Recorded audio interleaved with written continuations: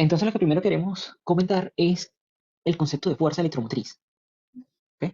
Para mantener una corriente en un circuito cerrado, como por ejemplo el que tenemos acá, y vamos a hacerlo de una manera sencilla, que es con la resistencia.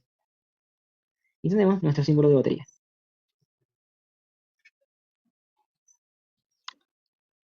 Ajá. Entonces para poder mantener una corriente en este circuito, y ya ustedes saben de que le llamamos circuito cerrado porque desde la batería, por su parte positiva, sale un cable que si bien atraviesa una resistencia, llega otra vez conectado a la parte negativa. Entonces, para poder mantener esa corriente en un circuito cerrado, en este circuito cerrado es indispensable que se use una fuente de energía. Y esa fuente de energía es lo que va a ser la batería. Es a lo que vamos a llamar FEM. Y eso va a significar fuerza electromotriz. ¿Ok? Obviamente electromotriz es una palabra continua, pero lo quiero escribir así para que se noten las tres siglas iniciales. ¿Ok? ¿Y qué es una fuerza electromotriz? ¿Qué es una fuente de energía que conocemos como fuerza electromotriz? Bueno, pues es cualquier dispositivo que convierta la energía de origen no electrostático en energía eléctrica. Repetimos, es el hecho de que podamos transformar, o es el dispositivo que transforma cualquier energía de origen no electrostático en energía eléctrica. ¿Qué significa eso? Miren, las baterías, generalmente las que usted compra por aquí para poder insertar en un control de televisión, por ejemplo, o las de litio que tiene su celular, son simplemente líquidos cuya energía, o sea, que liberan energía y que y que la transforman en energía eléctrica, es decir, en electrones que se mueven. Por ejemplo, vamos a hablar de una batería. Una batería normal, común y corriente, es cilíndrica, este es el tope de abajo, ¿y qué tenemos? Son dos electrodos sumergidos en un líquido, son dos electrodos sumergidos en un líquido, un electrodo que tiene una terminal que llamamos positiva y un electrodo que tiene una terminal que llamamos negativa. Esos dos terminales se terminan conectando a la parte superior, que son las puntitas positivos, que es las puntitas que usted conoce,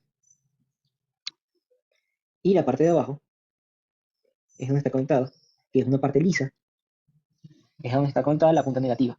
¿Ok? Entonces, adentro existe un líquido el cual puede permitir que esos electrones se muevan.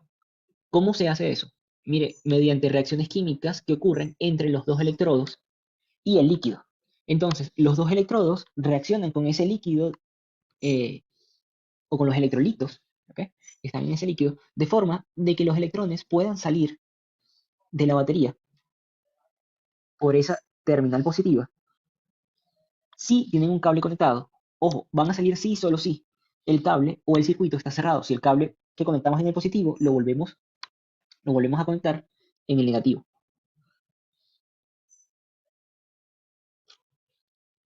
El cable que está del lado positivo lo volvemos a conectar en el lado negativo. Y a eso es lo que vamos a llamar un circuito cerrado. Ok, ¿cómo funcionan las celdas solares? Para comentar un poquito ahí de eso también, porque sabemos que a todos nos gustan, sobre todo aquí en Venezuela, ¿no? Los cargadores solares, porque nos permiten poder aprovechar la luz del sol para intentar cargar el celular. Es un lindo panel, generalmente hecho de silicio, que tiene su mancha negra o su panel literalmente, ¿no? El material del que está hecho. Sobre él incide la luz solar y esa luz es simplemente una onda electromagnética que transporta luz y energía. ¿Ok? Pues no vamos a entrar en detalles acerca del nombre de las partículas que se transportan aquí. Esa energía choca con el material de silicio y hace que en los paneles solares ocurra una reacción similar, de forma de que esos electrones que son golpeados por las ondas de luz puedan salir justamente por el cable que tienen conectado, ¿no?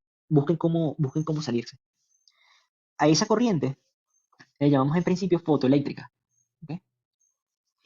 Insisto, lo que se hace necesariamente es un material que pueda arrancar electrones o un material del cual se le puedan arrancar electrones una vez que incide sobre él luz ultravioleta. Y esos electrones son los que van a salir, se van a mover por el circuito cerrado y van a poder cargar nuestros teléfonos, ¿no? Ok, Entonces, comentamos de nuevo, la fuerza electromotriz es simplemente ese dispositivo, ¿no? Es una fuente, perdón, de fuerza electromotriz, va a ser ese dispositivo que puede convertir una energía de origen no electrostático en energía eléctrica.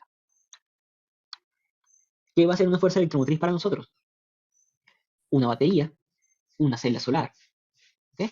Eso va a ser una fuente de fuerza electromotriz. ¿Por qué? Porque puede tomar una energía de origen no electrostático, dígase, las reacciones químicas que existen en el caso de la batería entre los electrolitos que están en el líquido eh, con los electrodos para generar fuerza eléctrica. Y en el caso de las celdas solares, la reacción que existe entre la luz ultravioleta y el material del cual están hechas las celdas solares. Algunas están hechas de silicio. Esas reacciones químicas que ocurren allí son las que van a dar origen a una fuerza eléctrica. Por eso llamamos a estos objetos fuente de fuerza electromotriz. Entonces, cuando se les pide a ustedes, o cuando se les indica, miren, resulta que el circuito tiene una fuerza electromotriz, ¿sí?, que puede generar tantos voltios, y ustedes dicen, ah, mira, eso es una pila, eso es una celda solar, eso es cualquier dispositivo que pueda convertir una energía no electrostática en energía eléctrica. Entonces, ¿qué es lo que hace la FEM? Sí, sé que ya ustedes dicen, bueno, pero ya lo mencionamos, ya lo voy a mencionar como 4 veces. Sí, algo adicional es que esta puede aumentar la energía potencial de los portadores de carga. ¿Qué logramos con esto? Que esa carga eléctrica, al aumentar esa energía potencial de esos portadores de carga, puedan ser forzadas a circular por el circuito. ¿Por qué? Porque recuerda que a todo el mundo nos gusta quedarnos en la camita tranquilos, ver peliculitas, no hacer mucho. A los electrones les sucede igual, a ellos les gusta quedarse quietos, a todo, de hecho, por eso es la segunda ley de Newton de mecánica clásica, la ley de inercia. Eh, bueno, la 1, la primera. La segunda es la consecuencia de la ley de inercia, que es igual a F es igual a M por A, que también me habla de la inercia. Entonces, a los electrones también les gusta quedarse sin moverse mucho. Por tanto, hay que empujarlos un poquito para que ellos se puedan comenzar a mover. Y ese empujarlos un poquito va a ser la energía, va a ser el aumento, el boost que le da la FEM o la fuente de fuerza electromotriz, este, que le da, para que aumente esa energía potencial en los portadores de carga y ellos entonces se puedan desplazar a través del circuito. Ok, entonces, ¿cómo calculamos lo que es la FEM? ¿Sí? ¿Cómo calculamos lo que es la FEM? La FEM se mide en voltios. ¿Ok?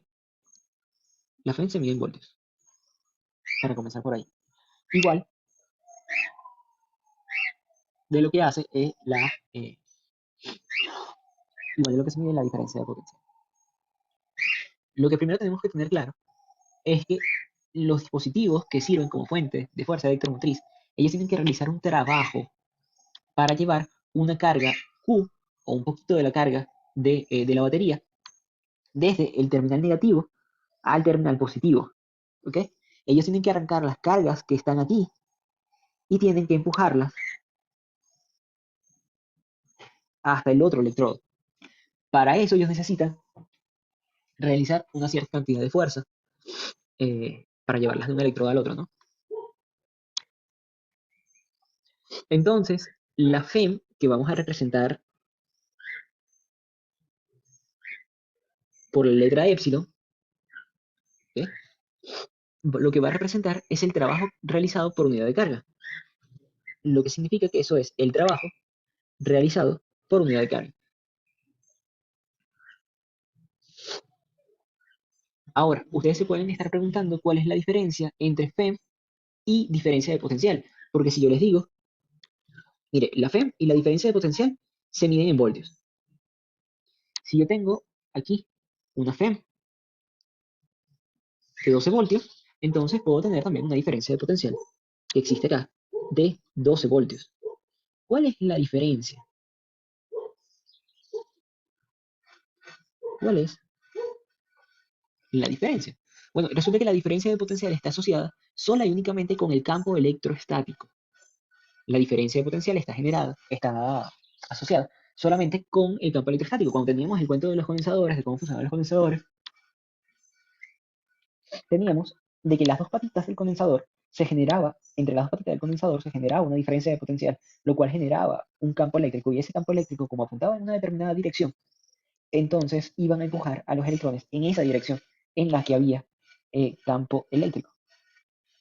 Tenemos las dos patitas, tenemos el condensador, aquí existía una diferencia de potencial B, lo que significa que generaba un campo eléctrico, por ejemplo, en este sentido, lo que hacía que la descarga se moviera en este sentido, perdón, en el sentido opuesto a cómo se mueve el campo eléctrico.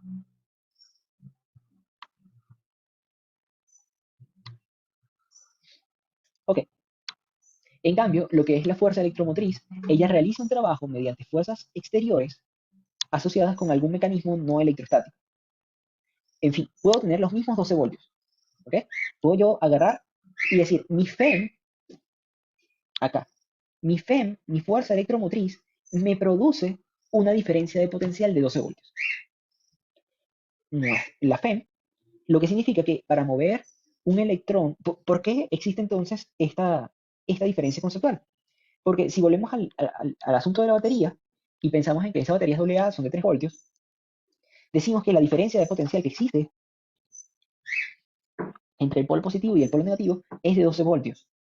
Pero eso significa que como la diferencia de potencial está asociada a cosas o a movimientos electrostáticos, entonces podemos decir que allí la FEM, la fuerza electromotriz, está realizando un trabajo para llevar los electrones desde un electrodo al otro, equivalente a que se produzca una diferencia de potencial de 12 voltios. Repito, la diferencia de potencial está asociada a procesos electrostáticos y la fuerza electromotriz está asociada a la transformación de procesos no electrostáticos a energía eléctrica.